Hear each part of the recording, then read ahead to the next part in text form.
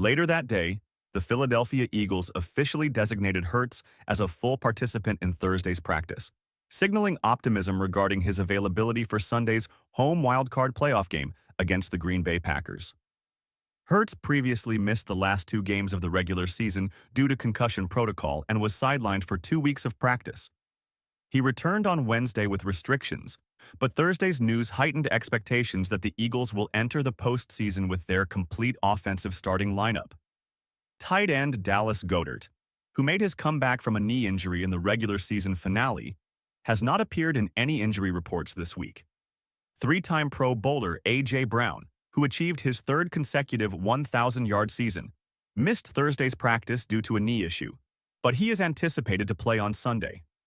The Eagles are managing Brown's workload to ensure he is near full fitness for the match against the Packers. This phase in Eagles history has faced its share of injuries. Hurts has contended with various ailments throughout all four of his postseason appearances. In 2021, he played through an ankle injury that needed off-season surgery. In 2022, he dealt with shoulder pain from a joint separation during the regular season. And last year, an injury to the middle finger of his throwing hand in the regular season finale against the New York Giants hindered his ability to throw until days before a wild-card loss to the Tampa Bay Buccaneers, game from which Brown was absent due to a knee injury sustained against the Giants. Brown's current knee concern, which first emerged on the team's official report on December 20th, adds to the worry. Despite this, he had an impressive performance against the Washington Commanders, recording 8 catches for 97 yards and a touchdown. He started against the Dallas Cowboys in Week 17 but left early and was among 18 starters who rested during an unimportant finale against the Giants. Brown did not address the media on Wednesday or Thursday. The Eagles recorded a 1-2 record earlier this season when Brown was out due to a hamstring injury. He tallied a season-high 119 yards and a touchdown against the Packers in the season opener. Currently, Hurts is in the final stage of the NFL's concussion protocol, requiring clearance from an independent medical professional. Eagles right tackle Lane Johnson was ruled out prior to a Week 4 loss to the Buccaneers due to not participating in contact practice. The team has been practicing in pads at Lincoln Financial Field this week. Any assertion that the Eagles' offense remains equally potent without Hurts is either overly optimistic or misguided. According to True Media, their offensive EPA per play experiences a notable decline from 0.10 with Hurts on the field to 0.803 without him. This disparity parallels the offensive EPA of the dynamic Minnesota Vikings, 0.01, and that of the struggling Pittsburgh Steelers offense, +0.06, which has averaged 3 points during a 4-game losing streak. Kenny Pickett and Tanner McKee serve as dependable replacements. Pickett's unexpected entry for Hurts during their defeat to the Commanders was eclipsed by poor defensive and special teams performance, along with an uncharacteristic drop by Devonta Smith that could have secured the game. Collectively, Pickett and McKee completed 40 of 60 passes for 526 yards and 5 touchdowns in decisive victories over their struggling NFC rivals, the Cowboys and Giants. However, it is worth noting that the Eagles capitalized on an injury-plagued Cowboys secondary featuring an 8th-string cornerback, while the Giants removed starting cornerback Deonte Banks mid-game during a meaningless contest. Neither Pickett nor McKee has demonstrated adequate capability as a substitute for Hurts in the zone read concepts that are essential for diverting defenses from focusing solely on Saquon Barkley. This approach is crucial to the NFL's second-ranked rushing attack, especially within the red zone. In their first game together against the Packers, Hurts and Barkley showcased their chemistry, with Barkley scoring both rushing touchdowns on zone read plays and accumulating 98 of his 109 yards within this framework. Following a season where the Philadelphia Eagles clinched the NFC East and Saquon Barkley broke franchise records, the team is set to face the Green Bay Packers in the wild-card round of the NFL playoffs.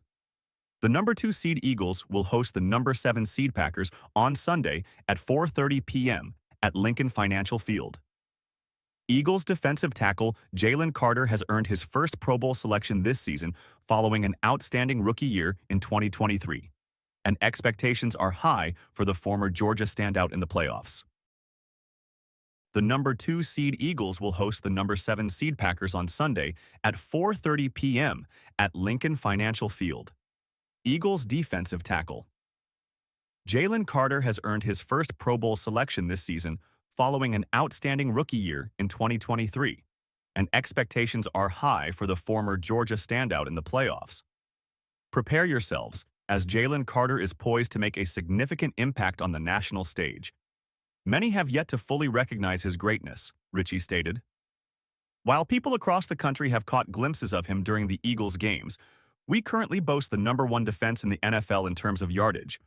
Our strength lies in our formidable front line, complemented by a resilient linebacking core and a solid secondary. Jalen Carter stands out remarkably, consistently making plays despite facing double and triple teams.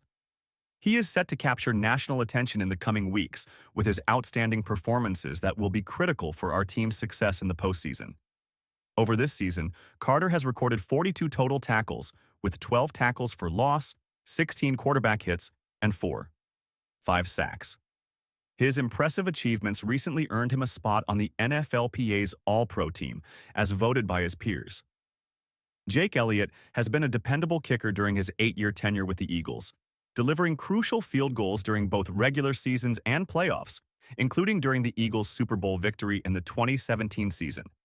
However, Elliott has faced challenges this 2024 season, successfully converting only 28 of 36 field goals, marking a 77.8% success rate, the second lowest of his career. His field goal percentage has plummeted to its lowest since 2020, where he managed 73.7%.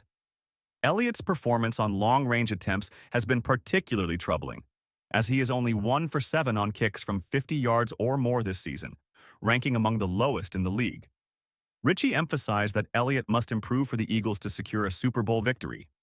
When every point is crucial, relying on our kicker for 50-plus yard attempts is concerning, Ritchie remarked.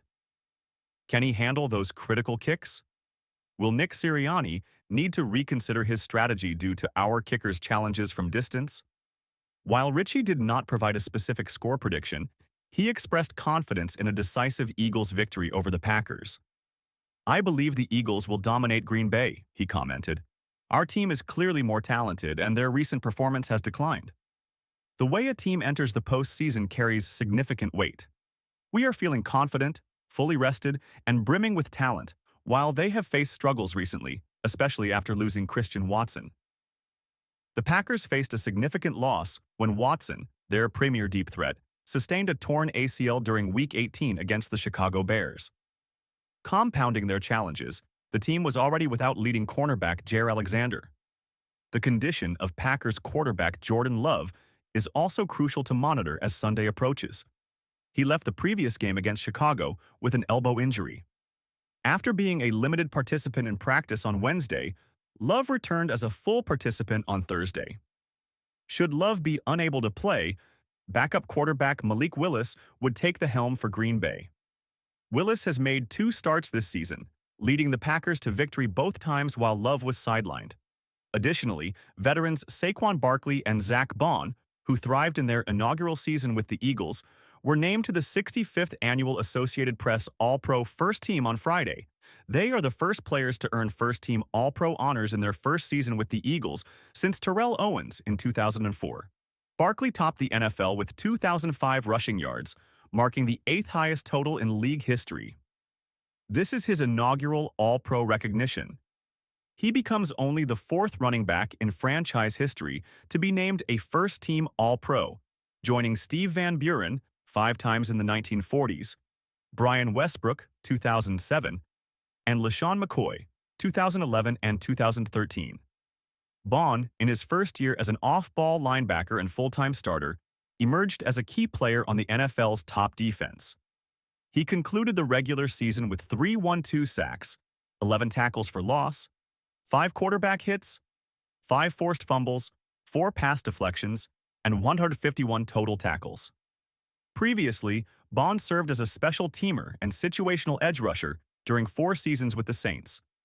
Currently unsigned beyond this season, Bond is the first Eagles linebacker to be named a first-team All-Pro since Jeremiah Trotter in 2000.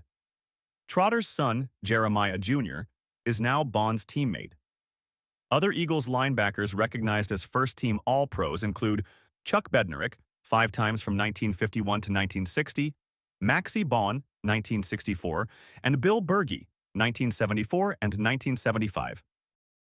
The Eagles' second-team All-Pro selections are left tackle Jordan Mailata, right tackle Lane Johnson, wide receiver A.J. Brown, and defensive tackle Jalen Carter. This marks Mailata's first appearance on any AP All-Pro team.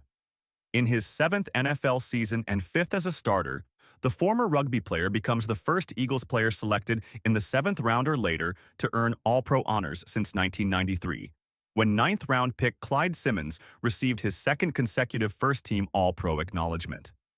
Johnson was a first-team All-Pro in 2017 and 2022 and earned second-team selections in both 2021 and 2023. Under the guidance of offensive line coach Jeff Stoutland for 12 years, 5 Eagles offensive linemen have collectively achieved 15 first or second-team All-Pro honors, along with 26 Pro Bowl selections. Brown received second-team All-Pro status despite missing 3 games earlier this season due to a hamstring injury. He still recorded 67 receptions for 179 yards and 7 touchdowns, averaging 83 yards per game, the 5th highest in the NFL.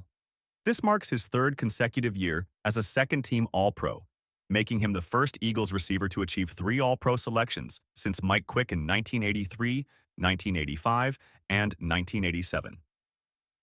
In his inaugural season as a starter, Carter recorded 412 sacks, 12 tackles for loss, 16 quarterback hits, and 6 pass deflections. Rookie Cooper DeJean secured 3rd place in the voting for slot cornerback, garnering 6 out of 50 votes, trailing Marlon Humphrey of the Ravens, 26 votes, and Derwin James of the Chargers, 13 votes. A signing event featuring 2 current Philadelphia Eagles has been postponed and rescheduled at the Deptford Mall. Recently, the Deptford Mall hosted a sports card and memorabilia show at the Macy's Center Court from January 3 to 5. 2 public signing events in collaboration with Overtime Promotions were planned for the card show. The first event was postponed by Overtime Promotions due to an emergency and has been rescheduled for January 14th. Eagles quarterback Jalen Hurts has successfully cleared the NFL's concussion protocol, as confirmed by head coach Nick Sirianni on Friday afternoon. Hurts is set to compete on Sunday when the Eagles host the Packers in the playoffs.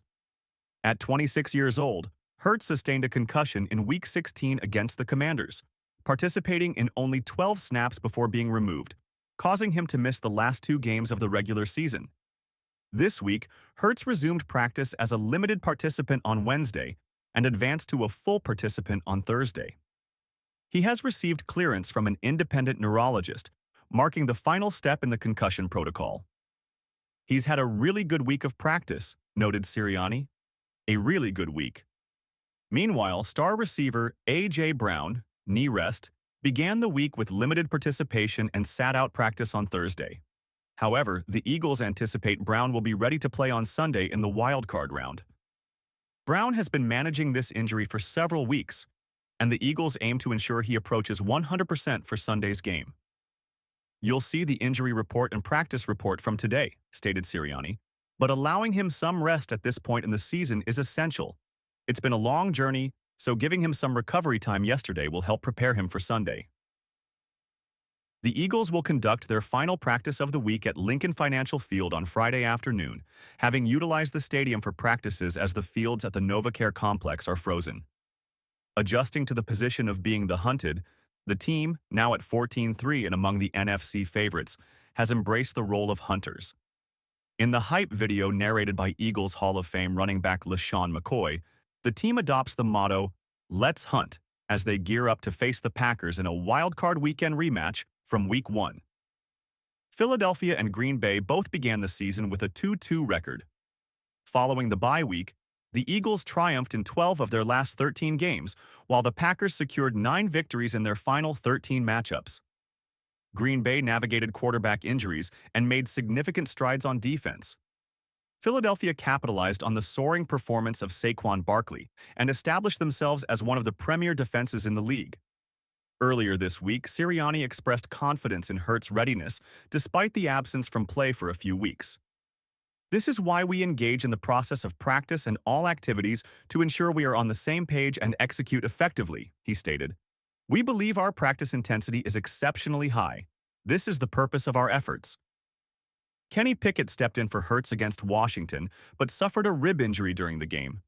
He started the following week against the Cowboys before being replaced by Tanner McKee after taking several hard hits early in the second half.